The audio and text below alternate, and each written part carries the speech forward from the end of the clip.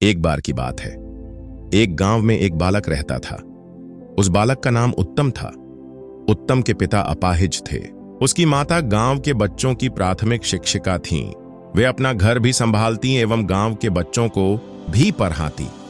उत्तम अब बद्धा हो रहा था। वह इतना समझने लगा था कि घर का सारा बोझ उसकी माता पर ही है। वह अपनी माता के बोझ को बांटना चाहता था। वह अपनी माता के गृह कार्य में उनकी मदद करता था। अब वह बद्धा हो चुका था, इसलिए पास के गुरुकुल में पढ़ने जाया करता था। एक दिन उसकी कक्षा में उसके गुरुजी ने बच्चों को बताया कि अच्छे कर्मों का अच्छा फल मिलता है और बुरे कर्मों का बुरा फल मिलता है। उत्तम के दिमाग में यह बात बैठ गई। उसने अपनी माता से पूछा, माँ, क्या सच में अच्छे कर्मों का अच्छा फल और बुरे कर्मों का बुरा फल मिलता है? माँ ने उत्तर देते हुए कहा, हाँ बेटा। फिर उत्तम ने पूछा, माँ, तो हम लोग तो सदैव अच्छे कर्म करते हैं, हमें फल कब मिलेगा? कितना समय लगता है अच्छे कर्मों का फल मिलने में माँ? माता अपने पुत्र के प्रश्नों को सुनकर हंसते हुए बोली, बेटा, ये तो मुझे नहीं झांत है, तुम ही बताओ। तो उलझे हुए उत्तम ने कहा, मुझे भी नहीं पता माँ। अपने बेटे के उलझन को देखते हुए माता बोली, ये सब छोड़ दे, देख, आज खेत से मकई लाई हूं, चल तुझे पका कर खिलाती हूं। माता उत्तम का हाथ पकड़ डांट कर उसे रसोई में ले गई। वहां मकई पकाने लगी। उत्तम भी वहीं बैठ गया, परंतु उसके दिमाग में वही प्रश्न घूम रहा था। अगले दिन उत्तम जल्दी गुरुकुल जाता है। वहां जाकर वह गुरुजी के आश्रम के बाहर उनकी प्रतीक्षा करता है।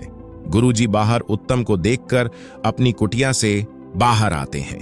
फिर वे उत्तम से पूछते हैं, क्या बात है पुत्र, इतने सवेरे तुम यहां क्या कर रहे हो? अभी तो तुम्हारी कक्षा का समय नहीं हुआ। इस पर उत्तम गुरुजी से कहता है, गुरुजी, मेरे प्रश्न मुझे विचलित कर रहे हैं। प्रश्नों के समाधान के लिए मैं आपके पास आया हूं। गुरुजी ने उत्तम से कहा, पुत्र, अपने प्रश्न पूछो।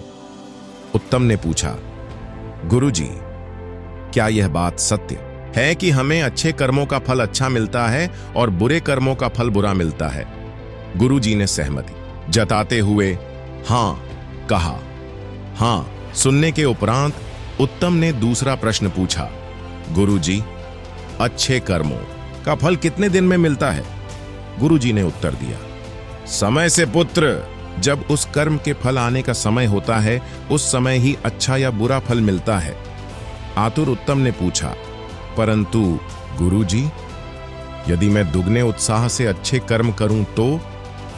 गुरुजी उत्तम की बात एवं मनोदशा को समझ चुके थे। उन्होंने उत्तर दिया, तब बेटा दुगना समय लगेगा।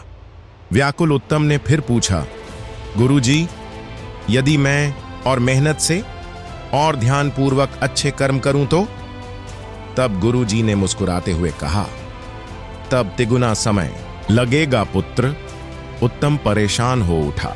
उसने गुरुजी से कहा, गुरुजी, मैं जितनी अधिक मेहनत कर रहा हूं अच्छे फल पाने की, यह अच्छा फल उतना दूर क्यों चला जाता है? गुरुजी ने मुस्कुराते हुए कहा, पुत्र, क्योंकि तुम्हारा ध्यान फल पर है, कर्म पर नहीं। उत्तम कहता है, मैं समझ नहीं पाया गुरुजी। गुरुजी ने कहा, मेरी बात ध्यान से सुनो पुत्र। तुमने कितने भी अच्छे बीज बोए हों और तुमने कितनी भी अच्छी खेती की हो, जब फसल आने का समय होगा तभी पता चलेगा कि फसल अच्छी आएगी या खराब। तुम कितना भी अच्छी खेती कर लो, समय से पहले फसल नहीं आती। तुम कितनी भी बुरी खेती कर लो, समय से पहले बुरी फसल भी नहीं आती। वैसे ही पुत्र, कर्म का फल तो तभी मिलता है जब वह कर्म के फलित होने का समय आता है।